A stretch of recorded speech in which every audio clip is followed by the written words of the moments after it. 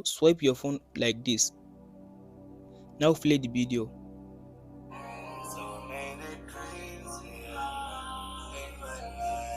After you open your phone, all you have to do, go to your YouTube app. Don't open the app long, press your hand on the app. Tap on this app info.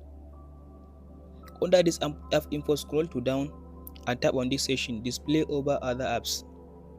So tap on this turn on. So now close your settings. Now go to your Chrome browser. After you open your Chrome browser, search for YouTube and search for the video that you want to play in background. Here is the video. So all you have to do, just don't play the video, tap on this three dot at the top right side. Go to desktop sites. So after you turn on the desktop site, all you have to do now, play the video and close the Chrome browser. Now swipe your phone like this. Now play the video.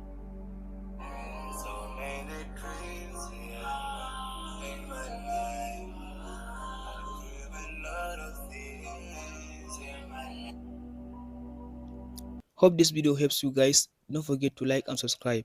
Thank you for watching, guys.